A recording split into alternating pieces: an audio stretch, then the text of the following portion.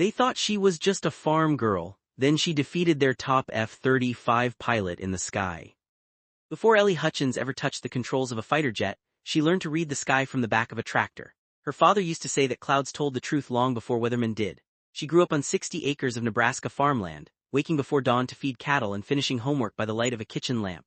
Nobody in her town expected a farm girl to become anything more than what her hands were already doing. Ellie expected more for herself.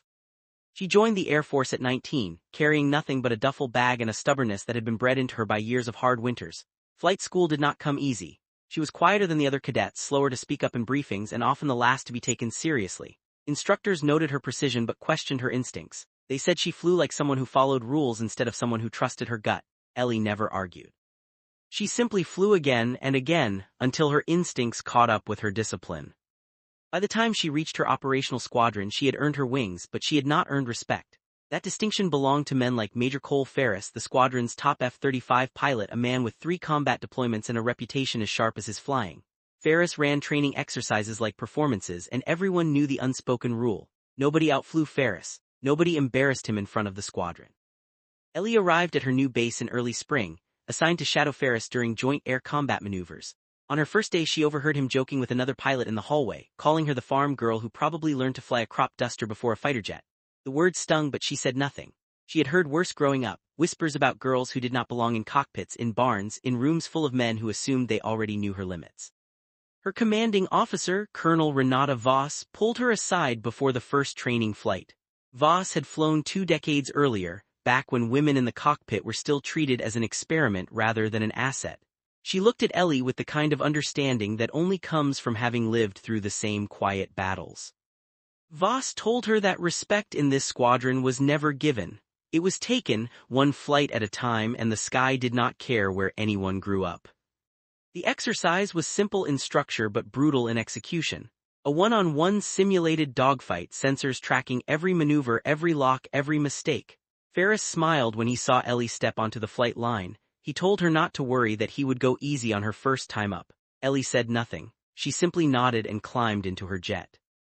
The moment the engines roared to life, something in her chest settled. This was not a hallway. This was not a whispered joke. This was the sky, the same sky she had studied from a tractor seat as a child, learning its patterns, its warnings, its secrets. Up here, nobody's assumptions could touch her. The dogfight began with Ferris taking an aggressive opening move, expecting Ellie to react defensively the way rookies often did. She did not. She read his angle the way she once read storm clouds rolling over her family's fields, predicting the turn before it happened. She broke hard, inverted, and forced him to overextend.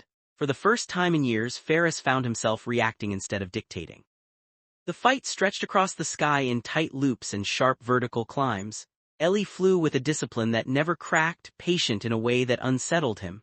Every move he made, she countered a heartbeat later until the simulated radar locked onto his aircraft. A single tone confirmed what nobody in the squadron expected. She had won. When they landed, the hangar fell into a silence heavier than any of them had heard before. Ferris walked toward her jet, helmet under his arm, expression unreadable.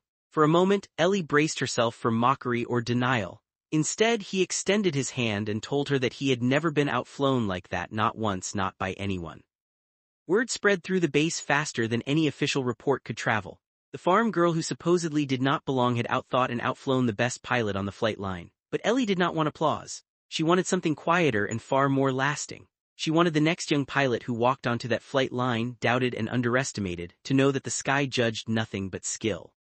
Colonel Voss found her that evening near the flight line, watching the sun dip behind the runway lights. She told Ellie that she had not just won a training exercise, she had rewritten what people in that squadron believed was possible. Ellie looked out at the horizon, thinking of her father's words about clouds and truth. She realized that the truth she had been chasing was never really about proving anyone wrong. It was about proving herself right, quietly and completely, one flight at a time. She stayed in the Air Force for another decade, eventually training new pilots herself. She never spoke of the day she defeated Ferris unless someone asked directly, and when they did, she always gave the same answer. She said that the sky never once asked where she came from, it only asked if she was ready to fly. If this story moved you, take a moment to like this video, leave a comment sharing your thoughts, and subscribe for more powerful true-to-life inspired stories of courage and quiet strength.